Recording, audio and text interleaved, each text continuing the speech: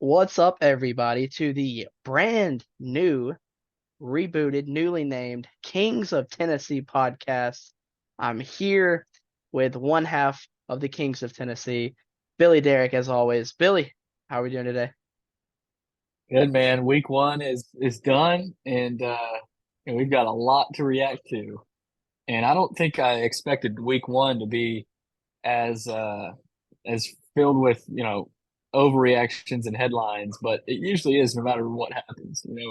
We're always ready to overreact to stuff, but I can't wait to get into everything. And like I said, I think there are more upsets than I even thought. So it's gonna be fun. It was a very up and down week one. There's a lot going on. I mean, a lot for kind of. I mean, it wasn't a lackluster week zero, but like a slower week zero. Week one really hammered home what kind of season we're on track for this year. Like it really sets us up big time going forward. Yeah, it's interesting. You look at some of the results. There were a lot of there were a lot of teams in our top tens that, either struggled, out the gate against their cupcake opponent or struggled to finish them off, right? And that's normal for week one, right? A lot of these teams are still trying to get healthy, still trying to find their footing. But there were, for as many teams that might have either started slow or didn't finish strong, there were some really impressive performances. But I'm also excited to get to some of the duds because there were quite a few of them. There were, like you said, way more than you expected, way more than I expected too.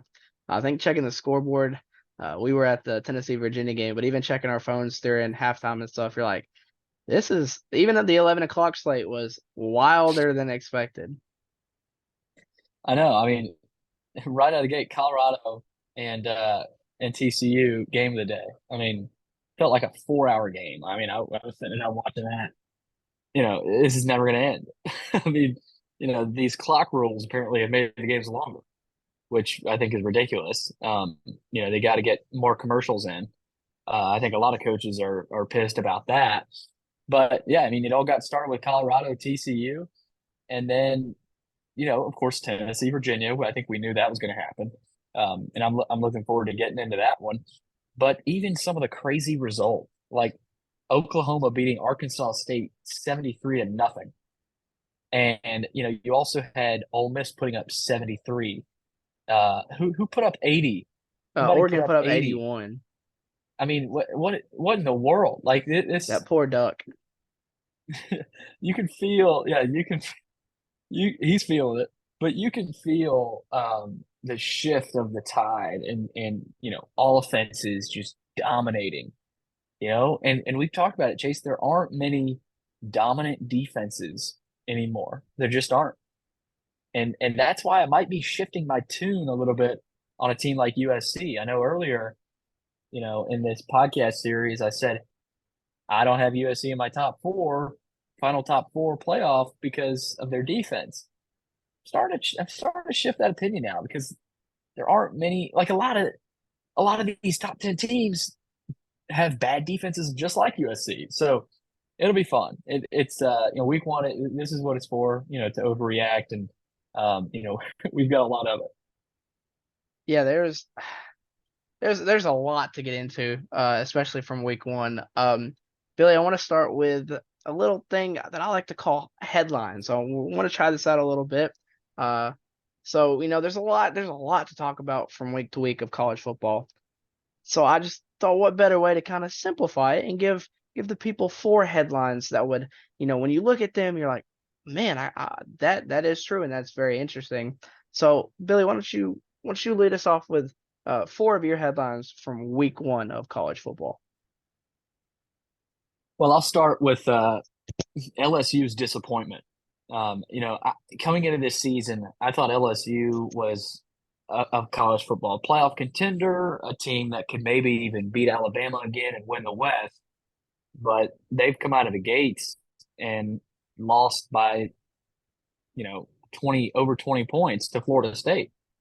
Now, don't get me wrong, Florida State is legit, and that's why I had them in my dark horse top four. I might just shift him into my main top four. I mean, that Florida State team is for real. But to me, I came away from this game with more concern about LSU rather than hype for Florida State. I knew Florida State would be good.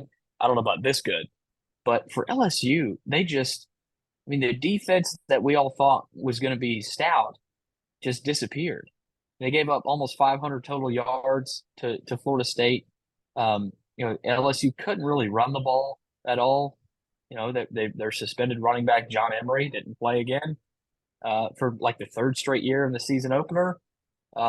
You also Harold Perkins wasn't really active at all on defense. Mason Smith, of course, didn't play.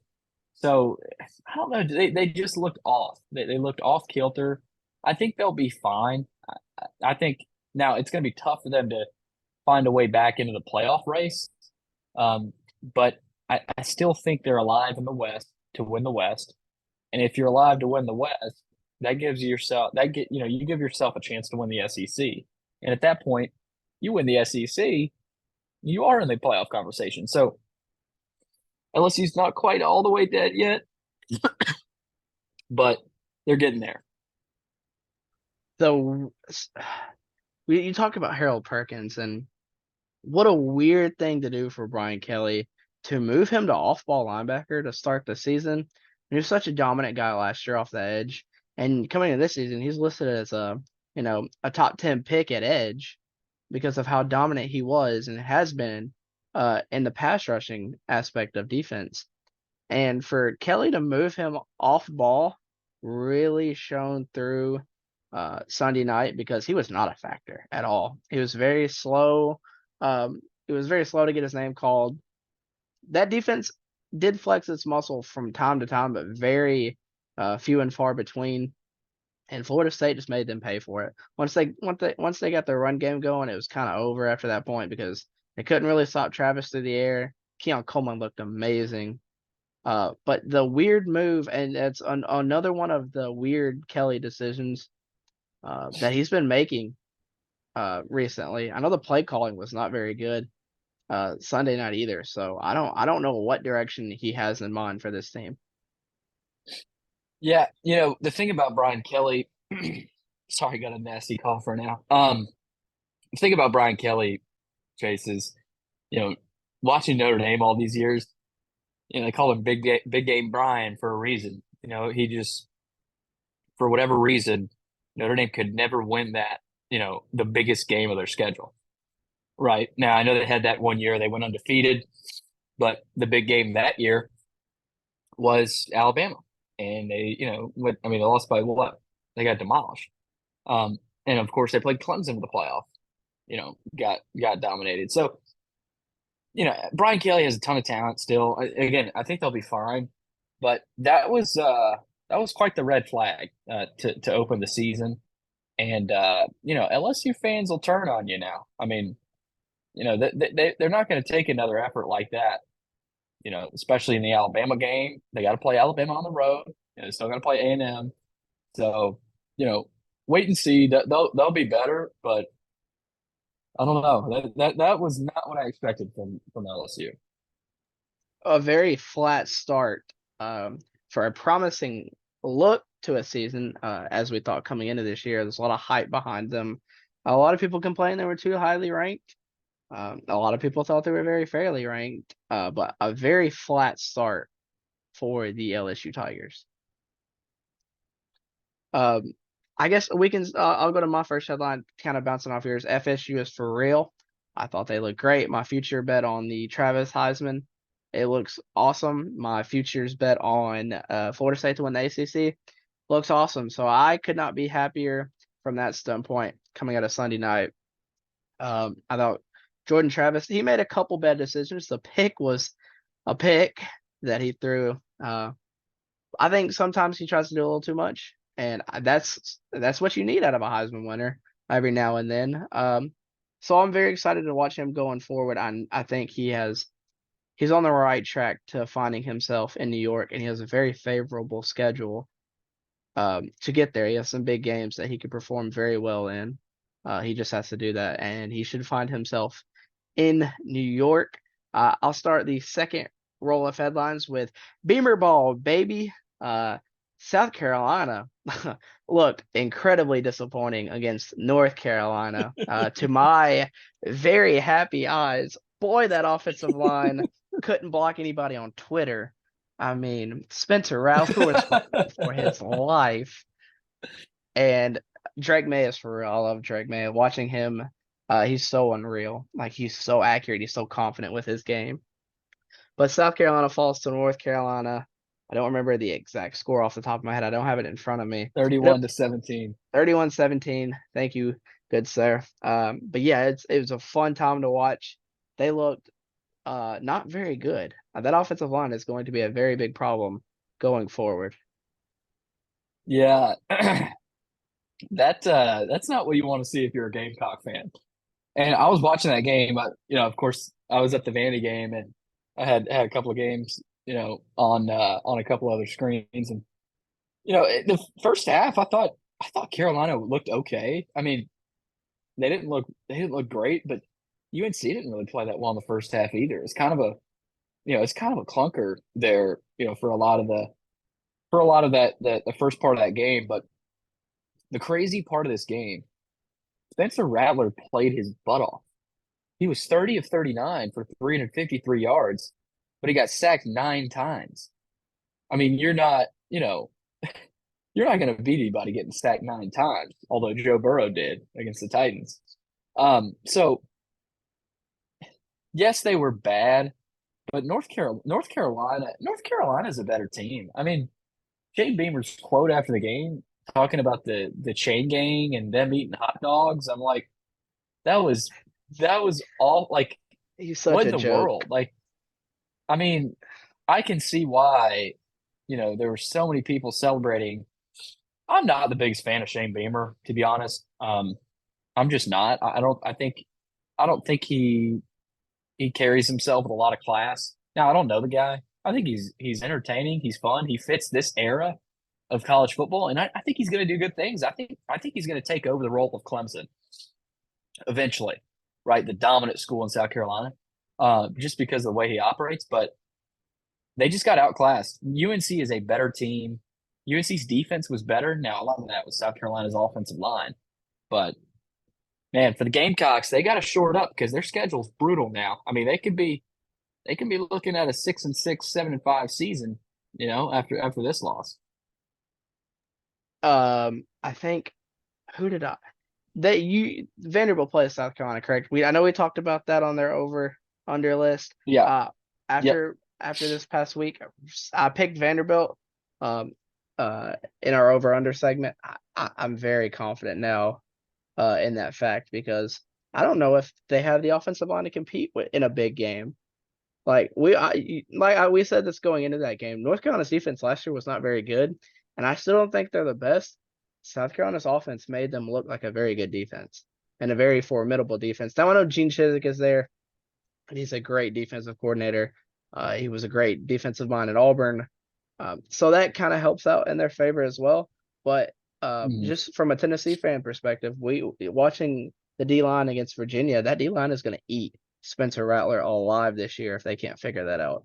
If that same offensive line shows up, now the secondary is going to get torched as always, um, but that defensive line is going to be in the backfield a lot uh, come November. Yeah, I saw a meme on Twitter said South Carolina quarterback Spencer Rattler got robbed by his offensive line because he apparently he went out and he bought them all Rolex watches, I think. And basically, he got robbed. There's no return on that investment. You know, 9 times, they let him get sacked. So yeah, I'm sure they'll clean it up, Chase, but that's something that might linger, for the next part of this season, you know. Um, and like I said, they've got some tough games. So for Shane Beamer, he's got to get that figured out. But the crazy part is, like I said, he still threw for almost 400 yards. So, but again, you're not going to beat many people when you get sacked 9 times. You're just not. So they've got to figure some things out. Indeed, they do. Billy, hit us with your second headline from week one. Second headline, Clemson. just upset of the century. I mean, who would have ever thought this would happen? I was actually checking FanDuel. I don't really bet anymore, but I was uh I was checking FanDuel and I was like, man, this is probably a game I would have liked to bet on, when I used to. And, I can see why some people would throw some money on Duke just because, they're at home. Clemson is already sort of, on a downward trajectory. Cade Klubnik, people up in the air on him, and all of a sudden it happens. I mean, Duke upsets Clemson 28-7. I thought Riley Leonard was phenomenal, but this is more about Clemson and just their pure lack of overall talent. I wasn't impressed with Cade Klubnik. Was not impressed with their running game. I mean, Shipley played well, but behind him, I mean, I just don't think the depth is there. They don't have that T. Higgins. They don't have, um, they just don't have any freaks. I think they've got some decent pieces on defense up front, but I mean, other than that, I don't see the old Clemson. I see more of an 8-4, 9-3 type team. And we talked about it earlier with Dabo Sweeney. He hasn't adjusted to the times. He hasn't adapted. And look at what's happening. He's dying. This program is dying. Like it's adapt or die. I mean, that's not a myth. I mean, that look at Florida State, right? Their rival in the ACC. They've adapted fully. They've invested into their NIL, and they've been an attractive destination in the portal. Oh, look, novel concept. They're winning, right? Now, I know it's not the same at every school. Schools like Duke, Wake Forest, Vandy, Stanford can't really do that. Um, but the fact that they got beat by a Duke, right, an academic school, tells you everything you need to know about Clemson. I mean, they should never lose to Duke, never. Um, but again, credit to Duke. I got the replay right here on the TV. It's incredible what happened, and um, I still think this is more about Clemson and their downfall. So that's my second headline. Chase, I was stunned. I couldn't believe it. It was hard to watch, um, from just watching the game. You could tell Klubnik could never kind of get into it. He couldn't ease into it. Someone had said, I saw a tweet that Tennessee fans were kind of circulating that Clemson was wanting to try the Tennessee offense, and I didn't really see that much on Saturday. I know Garrett Riley uh, is a very high octane guy, and I even mentioned that before we got into the season in one of our season previews. I was talking about Clemson with Garrett Riley. But I think Dabo had said that the offense it's always Clemson's offense.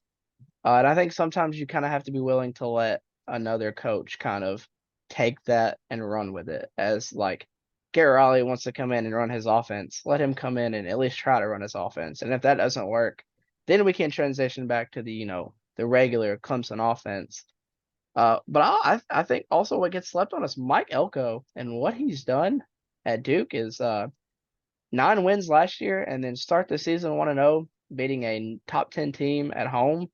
Uh, Props to Mike Elko and this Duke team going forward. I'm interested to see. I mean, 9 years or 9 wins last year, and then starting the year like this. Very interested to see what they could be playing for an ACC title at this point. I think the Yeah, ACC is even more wide open than it was 2 weeks ago. yeah. I mean, he started at he was the DC at Texas A&M. He actually started at Notre Dame. He was a DC at Notre Dame, and then he left for Texas A&M, and then he took the job at Duke. And he's one of the brighter defensive minds in the country. And coming over from A&M, you know, he was able to pluck away a couple of the guys that transferred away from Jimbo Fisher. After the exodus, you remember the exodus of guys that left Jimbo Fisher's program after last season, and even in the last couple of years. I mean, they've had so many players transfer out. He got a few of those A&M guys over to Duke, And he's got a huge safety. Like, I don't know if you remember the play he made in that game. He's 6'3", I think 190. I mean, he's got some real dudes over there at Duke, and that was the biggest difference, Chase. Duke Duke was just as athletic, if not more, than Clemson. And so I'm starting to think now, if Duke did this to Clemson, well, I can they compete with Florida State? Can they compete with UNC? We'll see. Um, but yeah, it makes it interesting to think about that. I'm not giving up on the Clemson Empire just yet. It is not looking great at all so far with this start, and kind of with the end last year. They've won one out of their last four games, I think, which was the ACC title, which is a good game to win if you're going to win one, but not the best stretch for the Clemson Tigers. But plenty of time to get the ship righted. Uh, but if they don't, I mean, it's time to start talking what's next for the program. Um, Maybe not just yet, but it could be possible. It's a very Dabo has really changed this into a win now program. So interested to see what happens when they're not win now. I'll cut this to my third and final headline. The new clock rules stink, man. They are atrocious. I know Chip Yeah, Kelly said that they had four drives in the first half. I hope you're selling enough commercials. The overs are dead.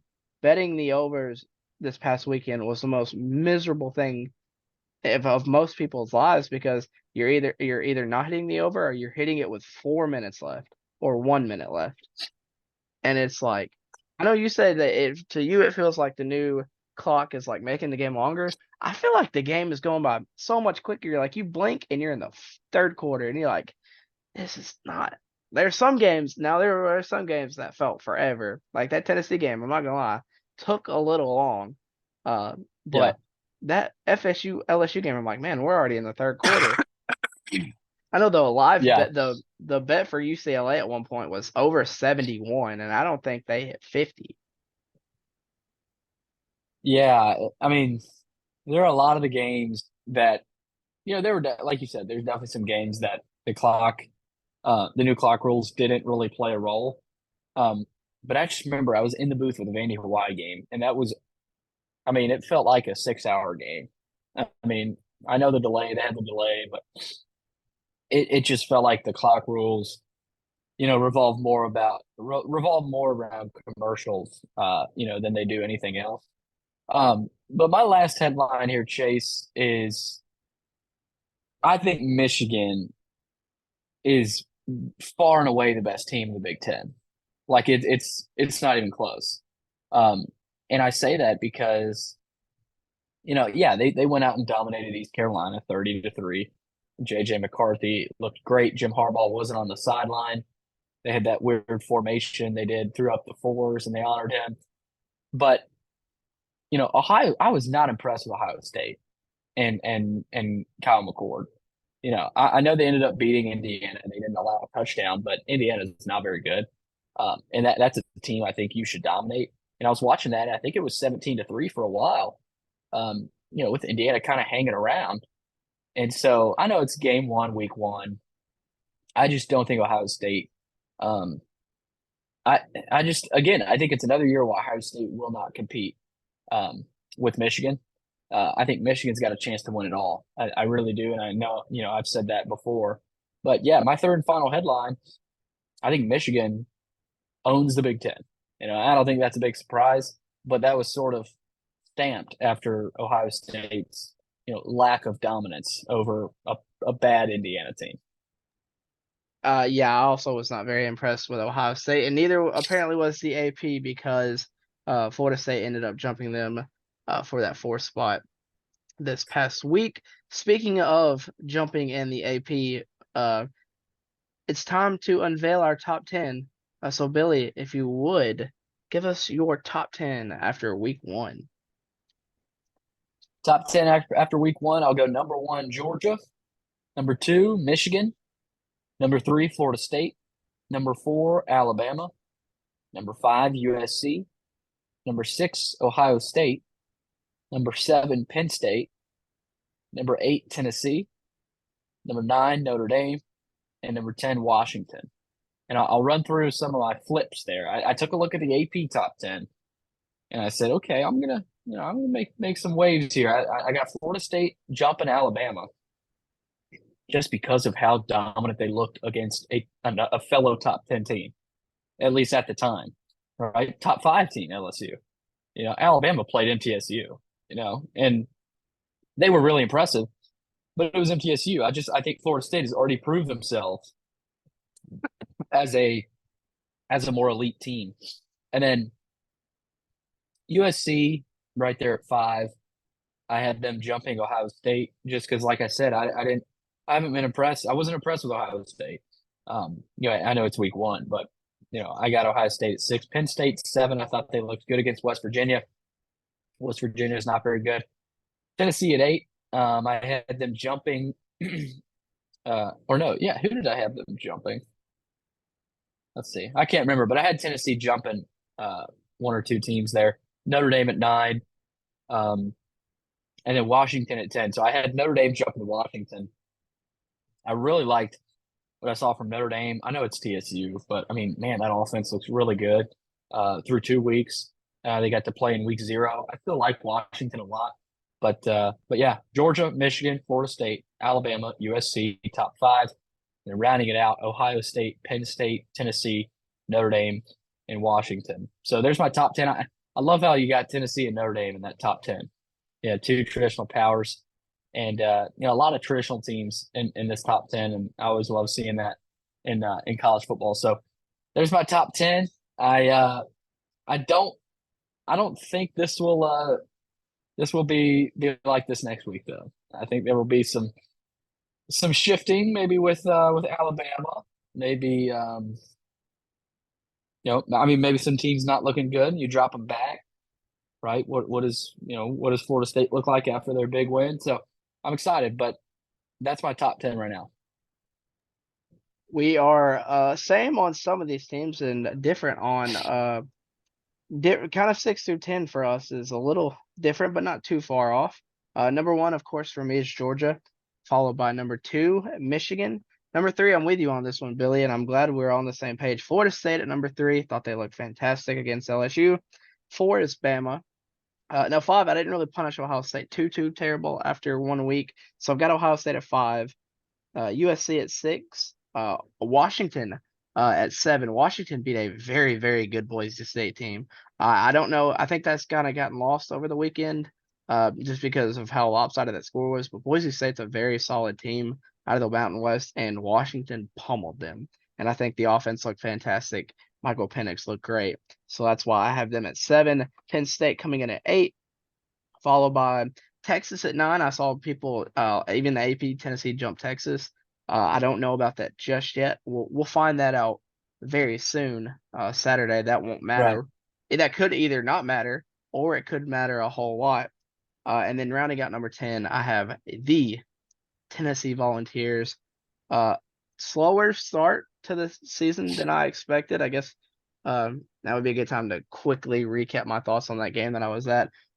Slower start than I expected. The receivers had a very quiet day. Cade Mays didn't play, obviously, up the middle, and he's not playing this weekend. Um, the running backs look fantastic. Dylan Sampson had 4 touchdowns. Jalen Wright had over 110 yards on the ground. Even Jabari Small looked great.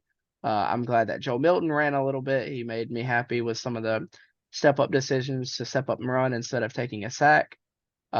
He didn't look too inconsistent, but I don't think he looked as great as everyone is saying. Still, I think the verdict is still out for me, at least on the Joe Milton train. And the jerseys this weekend look freaking incredible. They look sick. So it's You like them? awesome that I love them. When they leaked them a couple months ago, I was like, these are ugly. And then when they put them together, I'm like, these are freaking beautiful. Like I'm gonna have to buy one of those immediately. So that's my Yeah, top I 10. don't Oh, I was intrigued by them. I wouldn't say I like them, but again, if Tennessee fans like them, that's all that matters. they have been very popular. The Artful Dodger, after Conridge Holloway celebrating his 51st anniversary of his first start at the University of Tennessee Saturday against Austin P. Should be a blowout. But to wrap up, Georgia 1, Michigan 2, Florida State, Alabama, Ohio State, USC, Washington, who I'm very high on. Honestly, right now my pick to win the Pac-12 is Washington, Penn State 8, Texas at 9, and your Tennessee Volunteers at number 10. Uh, I think it's time for everyone's favorite segment. Billy, I'm going to share our record from last week. The results may shock you, and it shocked me because I really need to start listening to what I say because it's going decent this year, and I've not profited on any of my picks. Wow. So I make picks and don't even touch them. Uh, Billy is 14 and 17 on the year. Had a better week. You had a better week 1 than you did a week 0. Your lock of the week though sadly did not hit with LSU -2.5. I went 17 and 12. And my lock of the week of Nebraska +7 did hit, but they lost still, which was hilarious because I think I texted you that's the most Nebraska way to lose the game because it was. It was really funny to throw a pick with the game tied at midfield and then lose with a field goal. But they still covered. So shout out Matt Rule and those Nebraska Cornhuskers. Uh, Billy, if any quick thoughts on your pick'em record so far? It's bad. That is that is not good right there. And I mean my lock, I got to hit on my lock this week. I'm hitting on my lock, so I'm studying up right now. So we're gonna get this thing. We're gonna get this train back on the tracks. It's not gonna be easy, but we'll get it done. Well, Billy, I think it's a great time to start with. I've got to talk about my team in this great state. Now it's your turn to talk about your team, and I'm actually I won't spoil yet, but I'm very excited about this game. Billy, Vanderbilt traveling to Wake Forest as a 10-point dog. That spread has really trickled down a lot more than I expected. 10-point dog with a 56.5 over under. Lead us off. Give us a little preview this game for us, if you will. Yeah. Similar to last year, coming into this one, a lot of talk about Wake Forest style of offense with the slow mesh. They don't have Sam Hartman, of course, he's with Notre Dame. Chase, I think in this game, it's gonna be about who takes care of the ball, and because both teams are gonna score. The over under is 56.5. So Vegas expects both teams to score. Um, Vegas also expects Wake Forest to win. Um, and Wake Forest might win, but I don't think I don't think it'll be by 10, right? I think it would be closer to a touchdown or a field goal. Now Vanderbilt might win. I think that's that's a very real possibility. But Vanderbilt's secondary is just depleted. I mean they gave up a lot. They gave up a lot against Hawaii, of course, as you saw against Braden Shager. So coming into this matchup, I just think if Vanderbilt can't cap those deep shots from Mitch Griffiths and Wake Forest, I don't think it's going to go well. So again, they may not win, but I don't think they'll lose by 10 or more. So give me Vanderbilt +10, and I honestly think that over is going to hit as well. Over 56.5. Um, so yeah, again, Wake Forest is not nearly as good. You're not going to be as good without Hartman and A.T. Perry, your leading receivers, but still, Vanderbilt has not proven to be able to stop an explosive passing attack. They just haven't. So until I see it, I'll believe it. And maybe they get better. Maybe they find some adjustments, and get back on track. I just haven't seen it yet. So I'm gonna go Vanderbilt +10 over 56.5 in this one. I'm gonna follow you with Vanderbilt at +10 because I'm still very new to this supporting Vanderbilt thing, and I'm not angry with it. So I'm gonna take Vanderbilt +10. They are what are they?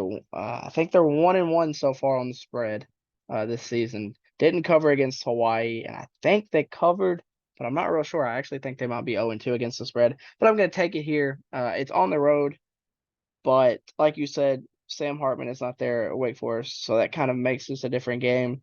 I liked what I've seen from AJ Swan so far. I didn't really get to watch Saturday's game just because I was traveling back home after our game. But I really like AJ Swan so far this year. So give me Vanderbilt plus 10, but I'm going to fade you because as of right now, I have a very big problem with overs with these new crappy clock rules.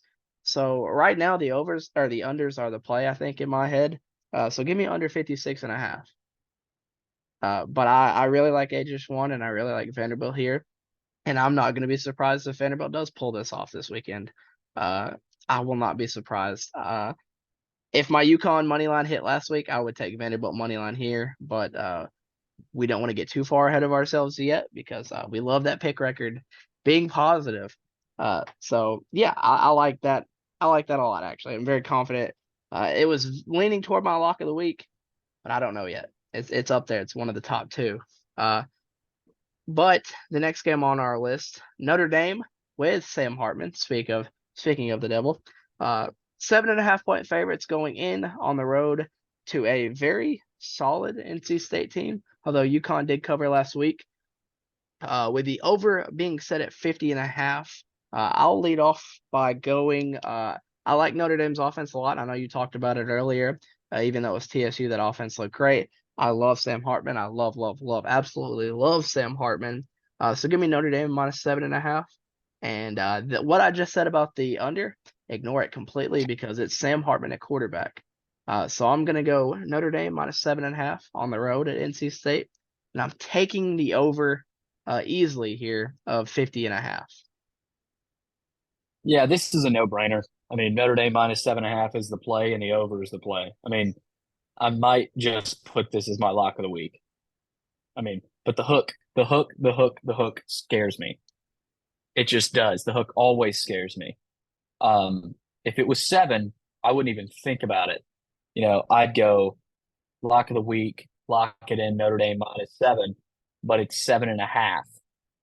So I could see NC State, scoring a late garbage time touchdown and losing by 7 instead of 14. So that's why Vegas makes all this money, right? The hooks. Um, but screw it. I think, like you said, Sam Hartman is a stud. I love that Notre Dame offense.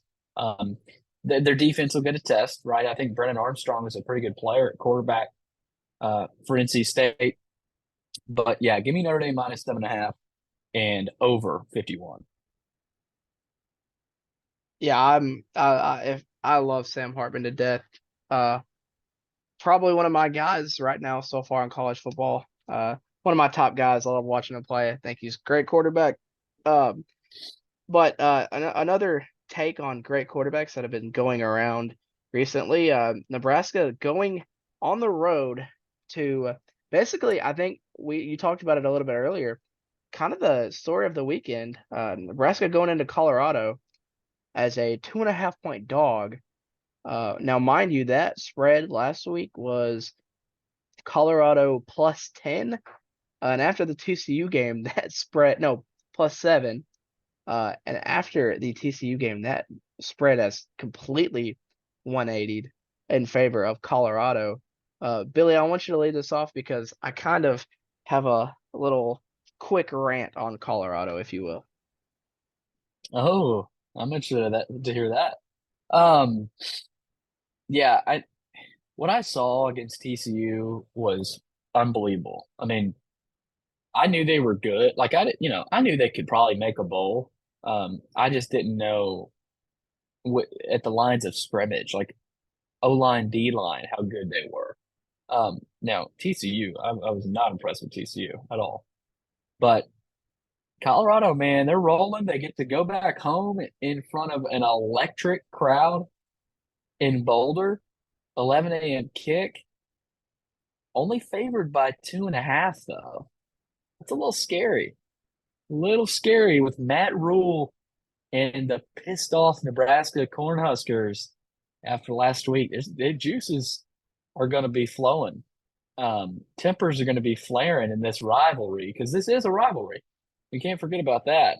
Tickets are expensive as all get out. Give me Colorado -3, but 59.5, that's almost 60 points. Give me the under. I don't think Nebraska, like I think Colorado will score. I just don't think Nebraska will score enough to hit this over. So give me Colorado -3 or 2.5, I guess. And then the under 59.5. I will make this quick statement before you lock that in. The last 7 games of the last 7 games between Nebraska and Colorado, the over has hit every time. That dates all the way back Wow. to I think 2008, 2009. So they've hit the over every time they played.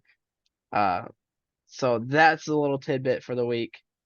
So you still want to rock with the under, or are we confident the streak continues? You just scared me, Chase. You know what? Switch it. I might as well Switch it. start. Okay. I might as well start listening to you. I'm 14-17. Uh, Now, I will say this, that over has hit 7 straight times, but Nebraska only put up 10 points week 1 against Minnesota. So that scares me a little bit. But my little rant about Colorado. Colorado, yeah, I like Deion Sanders a lot. I know a lot of old heads think he talks too much or he is too loud, but I love Deion, and I think he's great for what college football needs right now. We need more personalities. And he sometimes most of the time when he speaks, you want to listen because he's right.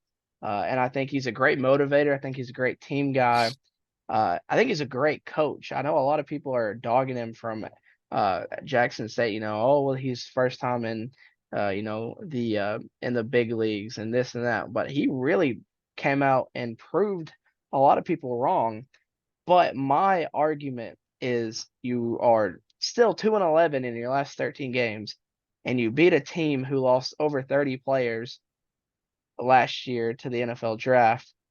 The ranking to me was very wild. I didn't have them ranked in my top 25. I thought they were very solid week 1, but just not yet. Don't pull the trigger don't pull the trigger this quick just yet because again, you're still 2-11 in your last 13 and you just beat a depleted, yet they're still talented, but they're not as talented as last year's TCU team.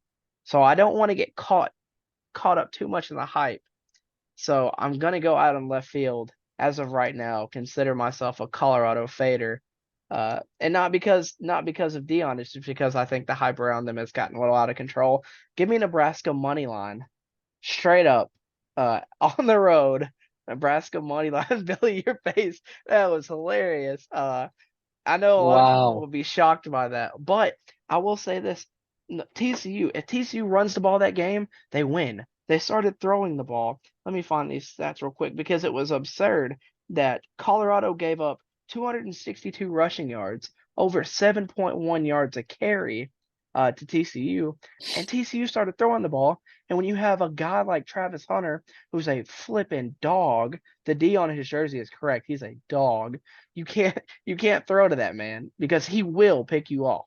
If you throw in his vicinity, he will pick you off. And Travis Hunter is to me top 4 Heisman He is a right now. dog. He's so good. I know we want to talk about Shador and he had a great game, but Travis Hunter is the star of that Yeah, team. let's forget about Shador. He had a hell of a game and he played really well. But I mean, this is about Travis Hunter. I mean, Travis Hunter is the captain of this team, and he's one of the best players in the country. Um, and what he did Saturday was, I mean, I could not believe what I was watching. Now, Shador's a hell of a player too, but I think Hunter impacted that game a lot more. I think Travis Hunter's a special. He's the new star of college football, and he's going to be the next. He's going to be the poster boy, and probably the tail end of this year, early next year, is going to be the guy in all of college football. But I think with Mhm. Nebraska, Matt Rule's a great mind. He's a great. He's hasn't been a great NFL head coach, but he's been an NFL head coach. And they average 181, or they put up 181 rushing yards against Minnesota, averaging 4.9 yards a carry. So Rule is going to see that in Colorado's from Colorado's film last week. I think a lot of people had said that now there's film, and I think Rule is going to take advantage of that not great run defense. And I think we're just going to get our old fashioned run the ball. And actually, now that I'm saying that, the over still scares me, but I'm still doing it over 59.5. But Nebraska straight up as the dog. I love it because I think Rule is going to adjust to that run defense. And we're going to have a great game. Let me find out game number 3 or game number 4 actually, and this is a very underrated game. Ole Miss traveling to Louisiana to take on the Tulane Green Wave. Tulane coming into this game as a 7-point dog with the over under set at 66. Billy, what's your thoughts for this game? This is a heck of a matchup. And give me a sec. I got. Oh, maybe I didn't. Um, give me give me Ole Miss. This is tough though because Tulane is basically at home. I think both team. This is going to be electric. Ole Miss, Tulane in New Orleans. Whew, 2:30 kick. Um, another heck of a game, man. But yeah, give me Ole Miss. I hate that hook though. You know what? No, give me Tulane. Give me Tulane plus 7.5. I'm sick of taking. I feel like I'm not. I feel like I'm taking the easy way out of a lot of these games. I'm gonna give me Tulane plus 7.5. 67. Gosh, that's a lot of points. Let me figure this. This is a tough game to bet on. uh, let's see here. You know what? Yeah, give me that over. Give me over 67. I think this will be, both teams in the 30s, one team, 45, 38, something crazy like that. So yeah, give me Tulane plus 7.5. I'm not saying they're gonna win, but I think they will cover. Um, and then over 67. But this is Uh, gonna be a heck of a game. Two really good quarterbacks. I'm gonna back you and go both picks the same. Tulane plus 7.5 over Well, 67. that's good for Lincoln. me. Yeah, I'm glad. Oh, yeah. Let me change that for you because I had Ole Miss. Let me put Tulane down for you. That way I don't miss it. But yeah, I like Tulane in this game. I don't think they'll win, but Pratt Daddy in the backfield coming back again after a great year last year. Yeah. And it's a Lane Kiffin offense, so we're gonna put points, points, points, baby. I think that's all we're getting this weekend. But I think it's a very underrated game that's not being talked about nearly enough. I know there's a game and a little bit down the bet slip that we will get into. But yeah, Tulane plus 7.5 over 67. Next game we go to is Texas A&M, a 4.5 point favorite going into the U Miami with the over set at 51.5. I'll lead this off and I will go Miami plus 4.5. A&M has not been great recently against the spread. I know A&M beat Miami last year, but it was a very close game. I think it was single digits. I think it was under 7. So I'm gonna take Miami at home plus 4.5. If Cristobal is gonna get anything going in his time at Miami, it really needs to be now, and it needs to be this weekend. And I'm still not sold on A&M. So give me Miami plus 4.5, and I will take the under of 51.5.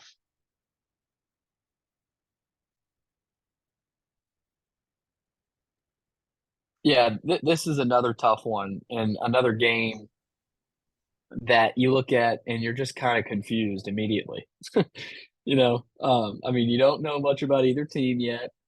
Uh, Miami with Van Dyke, I think, I think they like him down there. And then A&M, Wegman looked really good under that new Petrino scheme, but man, this is tough. On the road, I don't think an atmosphere will really play into this. 4 points. Yeah, give me A&M. Give me A&M in this one -4. And I think they'll score, man. I think both teams will score. Watching that Wigman kid on offense last week, I know it was who did they play? They played some cupcake, but whoever it was, New Mexico, they're awful. But I mean, they were slinging it around, man. They were throwing the ball, and it was fun to watch. So give me A&M -4, and I'll hit that over as well.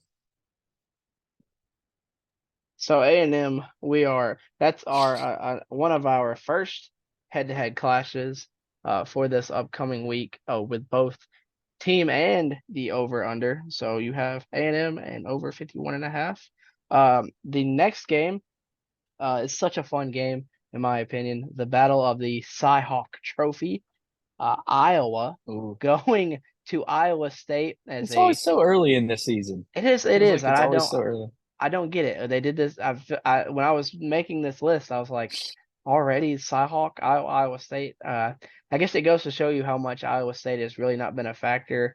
Uh, or neither of these teams has been Yeah, great neither offensively. team. But Yeah. Iowa getting 4 points on the road with the over.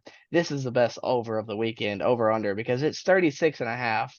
If that tells you how bad that both of these teams offensively are, that's mind blowing. Uh, Billy, where are you going in terms of the Cy-Hawk Trophy? The Cy-Hawk Trophy. I love it. Um, give me, gosh, this is gonna be ugly. 2:30 on Fox in Ames. The home team always has the edge in this game, I feel like. Um, so give me Iowa minus, I hate that line. Um, -4. That's tough to do though. But yeah, give me Iowa -4, over under 36 and a half. Let me think about this. Under. I mean, what was it last year? Like 22 or something, and they hit the under? It was bad. It was it. Like I don't. something, It was very low. I mean, 36 and a half, that's higher. In Iowa with McNamara, look out now. I mean, that's more of a, you know, an offense that actually throws the forward pass. Um, but yeah, give me Iowa. Give me. Oh, did I say Iowa or Iowa State? You said Iowa. Okay, switch that. Give me the home team, Iowa State +4. Sorry about that. No, you're Iowa good. State +4. Again, I don't know if they win, but I think they cover. Iowa State +4, under 36 and a half. That's I know it's the easy way out, but man, I the under, I mean, you cannot bet the over, especially 36 now. It was in the 20s last year, and they couldn't even get over that. So give me under there. I'm gonna take the even easier way out because I'm not gonna touch the over under this game. I did that a couple of times last week, and I can't remember if it bit me in the butt or not. But just give me straight up Iowa -4. Uh, you know what? I changed my mind. I'm betting this over under, and I'm gonna bet points. Points, points, points. I went on a rant earlier about the clock roll killing my overs, and I'm still gonna get hurt because I'm just ready to be hurt again. I'm always am. So give me Iowa -4 and another clash. We have back-to-back clashes and the over Uh-oh. of 36 and a half. Like you said, McNamara, watch out because Iowa now can score 20 points instead of 14. So the Big Ten Yeah. be warned. I think they had a spread of 36 this past week, and I think they won by like 17. So yay me and that over because it's going to be the worst over of all time because it's probably not going to hit at all. Like I'm not confident, but I'm here for it. I love watching games and just cheering on offense. I think it's the best. I will say this: if there's not a point within the first four drives, oh boy, we are going to have a very rough day in Ames, Iowa. Speaking of rough days, Arizona on the road at Mississippi State. Mississippi State at home getting 9 points with the over at 60 and a half. This is pretty easy, I think, in my opinion. Just give me Mississippi State -9. This is a game I will not touch the over under on because I don't know enough about either team. Besides the fact that Will Rogers is still throwing touchdowns for Mississippi State. Uh, and Arizona played in a no, Arizona State played in the Dust Bowl last week. That was a very sad game to watch. But yeah, Mississippi State -9 is my pick for this game. Yeah, give me Mississippi State. I like Zach Arnett a lot. Will Rogers is still I mean, we don't talk about him a lot, but he's one of the best quarterbacks in the conference. I still think. So yeah, give me Mississippi State here. Trying to find this line again. Is it 9? You got 9? I have none. Okay, so 9. Yeah, give me Mississippi State 9. Um, that's a lot of points. 60. I A don't know. lot.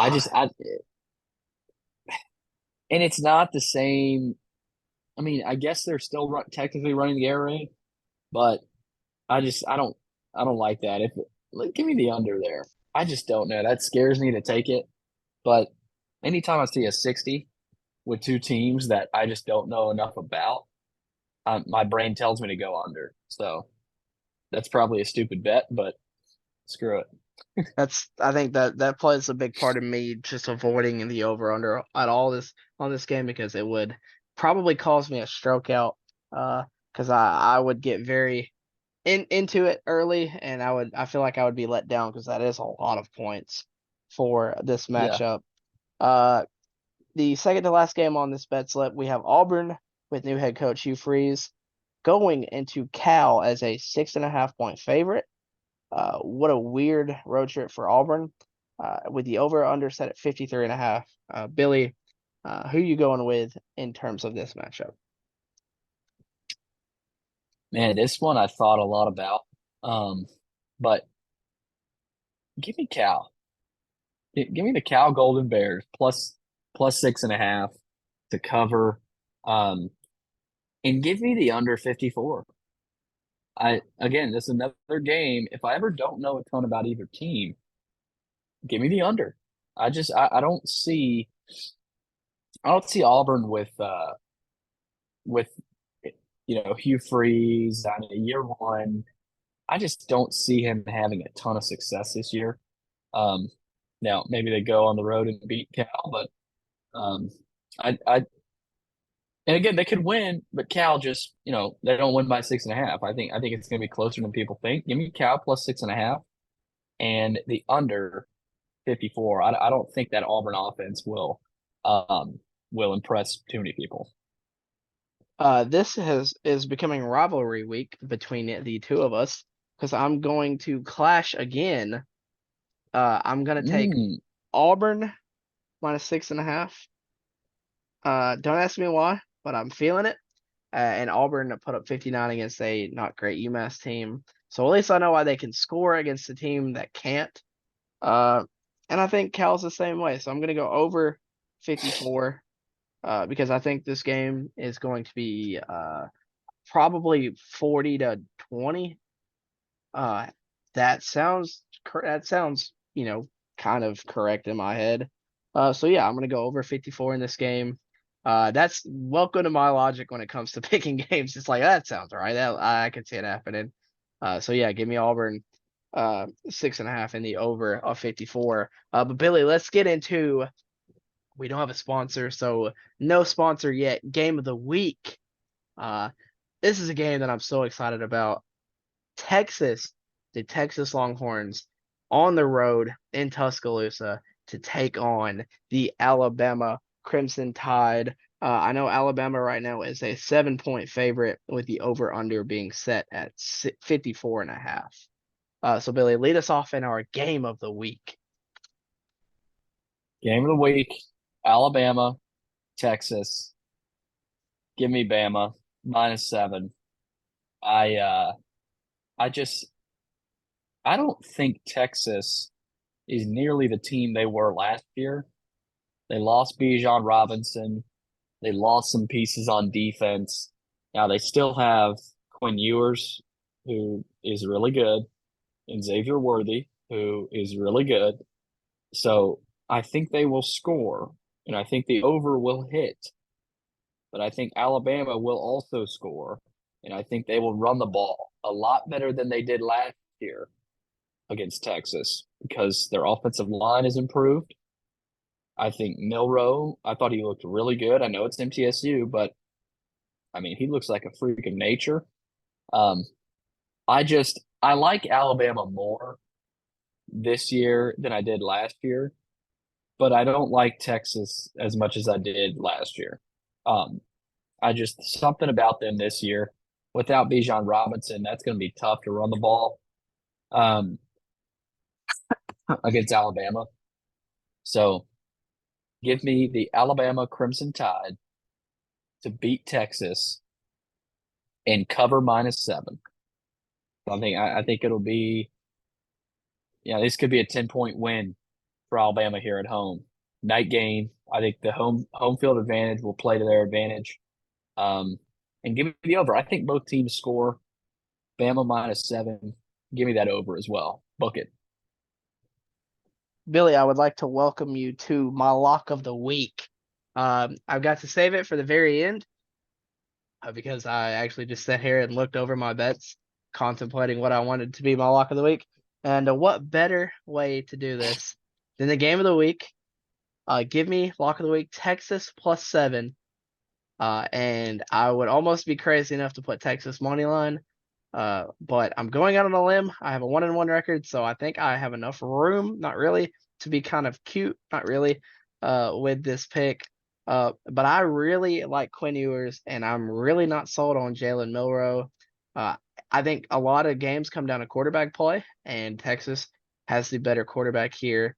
Without Bijan Robinson, it's gonna be a little tough. I know they've got Texas has some great wide receivers, and that's not to diminish Alabama's talent. You know, it's Alabama. But I'm not sold on Jalen Milroe. I know it's MTSU week 1, so I'm not getting that high on his horse. I don't know. Last year he couldn't throw a football past 15 yards. And it's gonna be it's tough because it's on the road, and that scares me because Tuscaloosa is a very hard place to play. I will have the privilege of going down there this season for a game. Sadly, I think.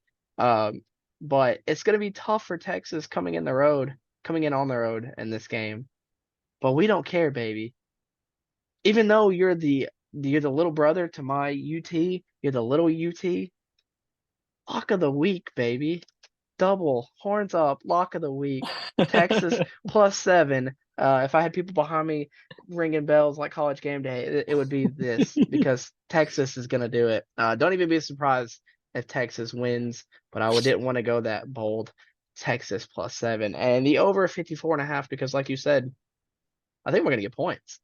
Um, and I think I honestly this is I like to envision things happening a lot, and I'm kind of seeing FSU Bama part two or FSU LSU part two. I can see that happening this game where we're just completely blindsided by a really good team going up against an SEC West opponent that's favored.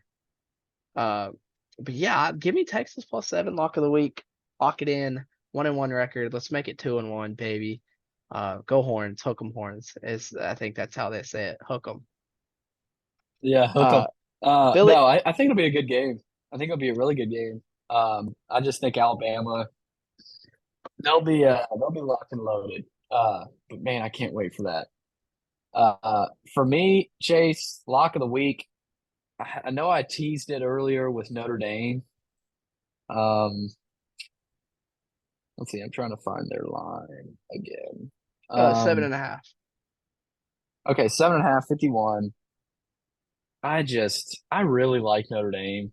Um, Hartman and that offense. Give me lock of the week, Notre Dame -7.5. I'm not including the over under there in my lock of the week. Notre Dame -7.5 at NC State. Early kick.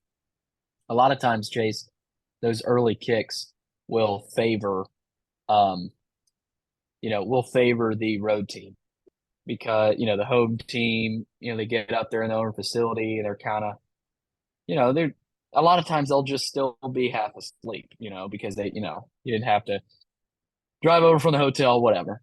So I like Notre Dame there. I think they'll throw it around the yard. Give me Notre Dame -7.5, lock of the week. Go Irish. Well, I think that will about do it on our week 2 pick'em and preview. It's gonna be a fun weekend. We have some big games. I get to be out of town. Still gonna keep up as much as possible while doing activities. I don't know what we're doing, but activities will be getting done on Saturday, and I will be keeping up on my phone more than likely. But Billy, thank you for being a part of this. Once again, our new name, the Kings of Tennessee, uh, new Twitter page coming, and it's gonna be fun. So we're very excited about what's going to happen going forward. And that'll do it. We will see you guys next week to recap week 3 or week 2. What am I doing? Getting ahead of myself. Week 2. We'll see you guys then. Peace.